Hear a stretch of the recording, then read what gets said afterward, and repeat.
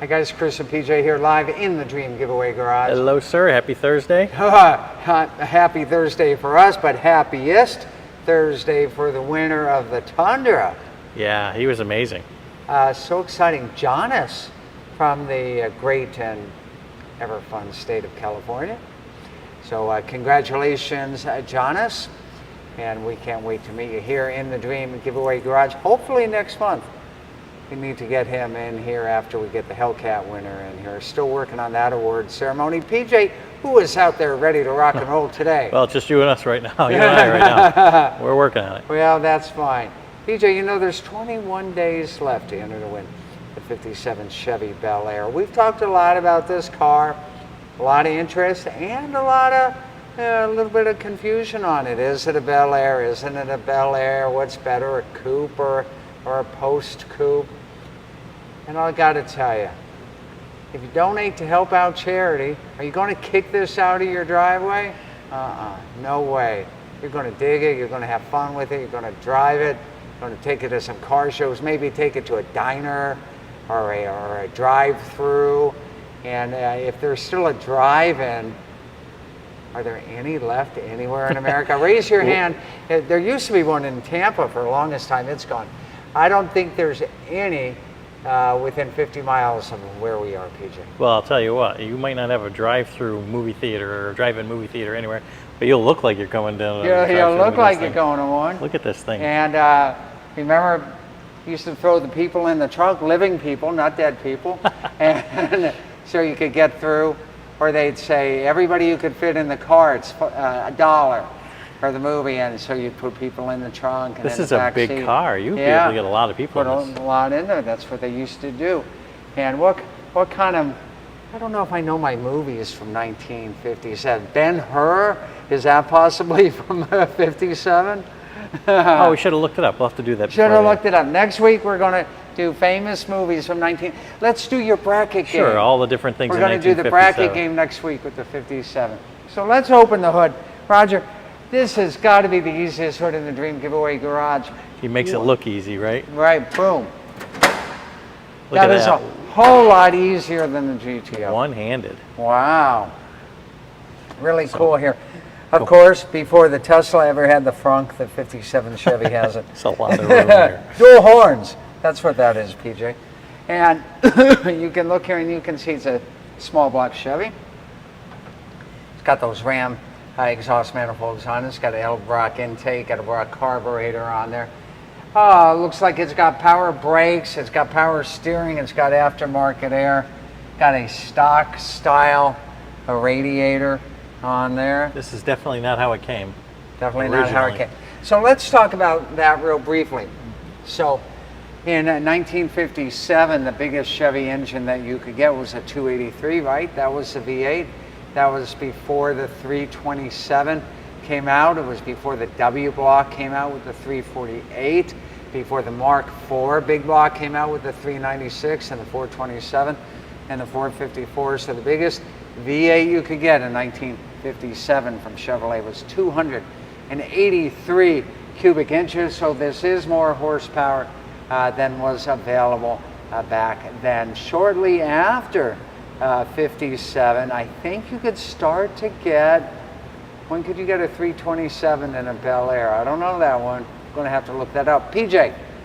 Roger says in the front there, beer cooler. How about that? Yeah, I've heard that before. There's a whole lot of room there, too. Again, another free person in the drive-in.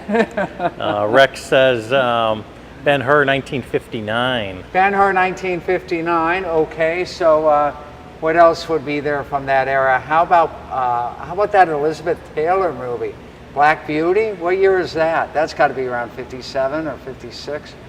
Rex says he's here, but he is tundra-less. Oh, Rex. Oh, Rex, your pain. We feel it here in the Dream Giveaway Garage. And keep trying. You know, every donation counts.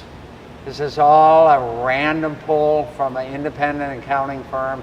Because if it was up to PJ and me, well, Rex, you'd have something, Roger would have one. You guys keep trying, right? They don't let PJ and me pick the winners. Lands Oil says, sweet restaurant. See you guys soon. It's so nice to hear from Tony and Maritza at Lands Oil. Thanks for watching. That's right. They'll today, be down guys. here. Yeah, that's right. And I mean, this engine is, even though it's carbureted, it really fires up super easy. We won't do it today, but maybe we'll fire it up tomorrow for Fire It Up Friday. So we were talking about, is it a true Bel Air? And we proved it. And the way that we proved it, and I'm going to show you again, is by coming on over here to the VIN. And the VIN's not in the normal spot that today's cars, right? Yep. You can look at it right here. And do you see that C? Yes. Okay. So hold on, no, not the C we're looking for. We are looking for, oh, I forget, C57. And then there is a, no, it is a C we're looking for, right? Yep. I thought it was a fifth digit. I must be thinking something else. Okay, cool. And K means that it was built in Kansas City. So, oh yes, C means Bel Air. B means 210. Now I know what I'm talking about. That's right. And VC would mean that it was born with an 8-cylinder. So this was not born with, this was a 6-cylinder Bel Air way back in 1957. So what do? You put a little bit of horsepower in there, right? Let's take a look at this really cool interior that unfortunately still has a black shifter knob. It's all right. We'll take care of that. Yeah, go ahead, PJ. What a beautiful upholstery in here. The gauges are very nice. I love how they integrated the auxiliary gauges above the radio on top of the dash. You can see them right there. And PJ, come on back on over to that steering column. Steering columns look nothing like that in 1957. That is a modern hot rod, if you will, a steering column that has, that's a tilt lever there, PJ, that you're showing off there. And a nice wheel, that's a modern wheel. The 57 Bel Air wheel looked much different from that. But it still looks so classic inside, even with that 5-speed, even with the odometer gauges, even with those auxiliary gauges, even with that aftermarket radio in there. Still looks so classic.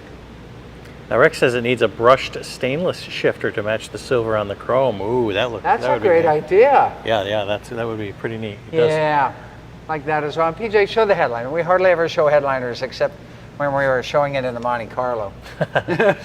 Right? Yeah, right. Headliner looks nice. And look at the back seat as well. All the interior is amazing. You remember how it works, PJ? It just lifts. It just lifts. That's right.